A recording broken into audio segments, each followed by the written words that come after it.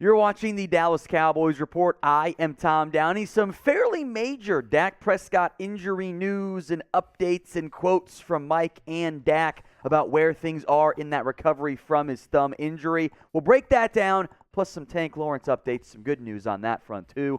But first, if you haven't already, I am once again asking you to subscribe. Still about half of you watch the show, but are not subscribed. A shocking number, I know. Let's get that changed. If you want free Cowboys videos every single day, hit that subscribe button right now, right here at youtube.com/CowboysTV. It's the Cowboys Report by Chat Sports. All right, here is the latest then on Rain Dakota Prescott. The report from Ian Rappaport today is that Dak will not practice on Wednesday. He is, I'll call it unlikely. I think we can throw in very, very, very unlikely to play against the Washington Commanders in Week 4. And the word used by Ian was long shot for Week 5. Now, the Cowboys have tried to push an aggressive recovery timeline. Week 4 never really made that much sense to me. I think that's just Dr. Jerry being Dr. Jerry. A little bit too much for my liking there. We will see about Week 5. And we'll go more in depth on that there. But most of this comes down to, I'll call it Schrodinger swelling for Dak Prescott in that thumb. Dak told reporters on Monday that there was no swelling in his thumb, that he was good there. Mike McCarthy then said on Tuesday there is swelling. So two options. Somebody's lying, or maybe they were both telling the truth, and the swelling, if the stitch came out on Monday, was that it just didn't appear until later on in the process, and there was no initial swelling, then some popped up. Who knows? I don't trust Dak or the Cowboys / McCarthy when it comes to injury stuff. They lie all the time. Now, here's what Mike McCarthy said. Quote, "The first threshold was to get the stitches out. He got those out last night. He still has one that has to deal with. Once he gets past the swelling and the strengthening stage, then he'll get to the point where he'll be able to throw." We'll make note, Dak was throwing the football Monday night. I don't know.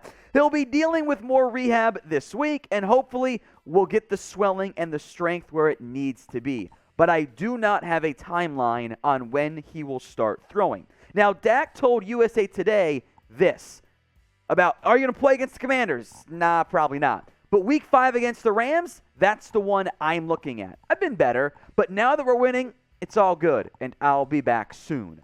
I think your realistic over-under is Weeks 5.5. Like, does he play against the Rams, or do you bring him back against the Eagles? I am on record saying I think the Cowboys will win this week and should win this week against the Commanders.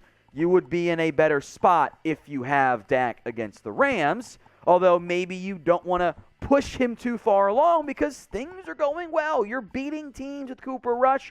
Credit to Cooper, credit to the coaching staff, defense, all the supporting cast has done their job in a way that, nobody did in Week 1 and way they never did under Jason Garrett, if I may be so bold. All right, do you think Dak plays against the Rams? This is the pinned comment, the prediction on today's show. So if the ad break comes here on YouTube, take advantage of it. Head down there, Y for yes, N for no.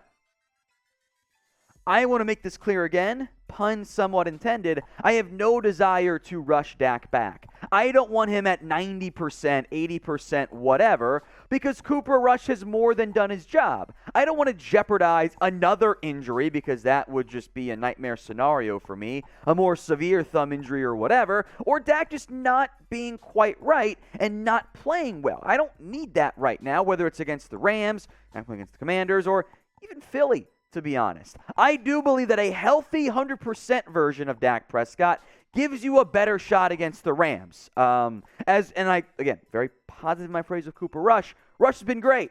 The best we've seen of Rush is still about average, below average to what we've seen from Dak. Their ceilings are quite different. So if Dak's 100%, cool. Bring him back against the Rams. Otherwise, be patient. It's okay right now. Rush has more than done his job. I've been very pleased with how Cooper Rush has done. And it's because Rush has been so solid, I do think the Cowboys will beat the Commanders again. I love to put some money on them this week, and you can too. Chatsports.com/bet. Promo code Cowboys125 takes you right into the BetUS site. When you use that promo code, put down at least $100, BetUS is just going to give you money. They're going to give you free money. And every now and then they give you a free bet as well. I just got one. Put some free $25 bet I used. We'll see if it hits later this week.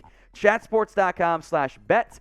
Promo code Cowboys125 gets you a 125% deposit bonus. Chatsports.com/bet. Promo code Cowboys125. Dallas, for the first time all year, is a betting favorite. 3.5 points. The over-under again. Vegas expecting a lower scoring game, a 42 over-under on that one. You can bet on the Cowboys, or against them technically, at BetUS. It's chatsports.com/bet. Promo code Cowboys125. Let's talk 2022 for Cooper Rush then. Again, this is awesome play out of your backup quarterback. He has been a lot better than what I think people worked with him, myself certainly included. Like many of you, I watched the preseason and went, oh, this is bad.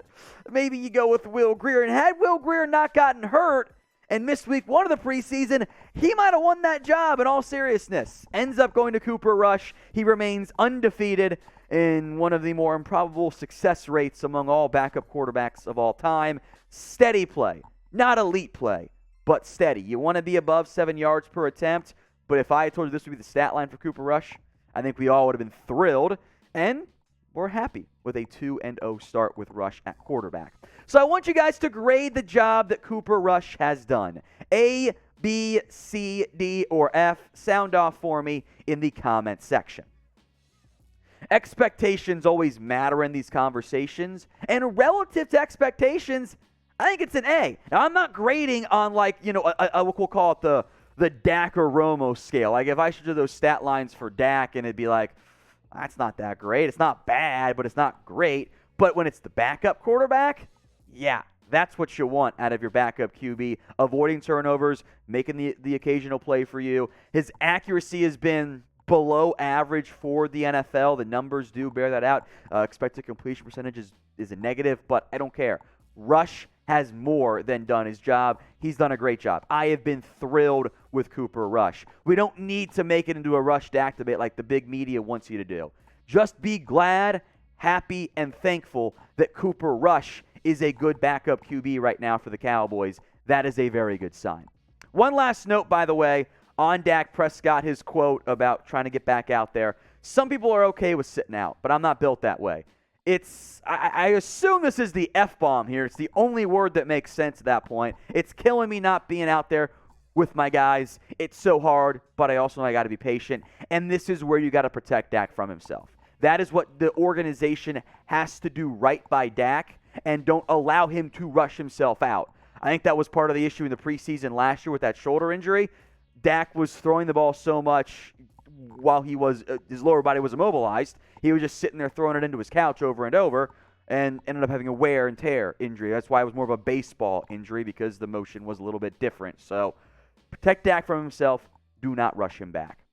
One final news note. It's a good one. Demarcus Lawrence injury update. Lawrence said the foot injury he suffered in week 3 is fine. It was just sore. He was crushing the Giants. He turns into Demarcus Lawrence Taylor against New York for whatever reason. He owns that franchise. But he left that game with a foot injury. I was worried. He came back in, though. Sounds like he's all good. Here's what Tank had to say. Quote, I'm okay. The body should be hurting after a tough-fought win like that. I'll be all right. I didn't know. I didn't want to chance it and mess it up more than what it was, but it was just a little bit of soreness. I still think you might see Tank limited this week at practice, and that's okay. He got the sacks everyone wanted, right? He remains your best run defender on defense, especially on backside pursuit plays. The Giants didn't do it right. The Bucs laid out the game plan for running the football effectively against the Dallas Cowboys. To have success on the ground, you run to the left. You run away from where Demarcus Lawrence typically ends up lining up. You try to run away from where Micah Parsons can frequently line up. You run to the left side of your offensive line, and better things tend to happen. For the Cowboys, no one's done that quite yet. Giants had that big run for Saquon, left side. Away from Tank is a good philosophy. I think he'll be just fine against a Commanders, as we'll break down in our preview later on this week, a Commanders offense line that is not very good.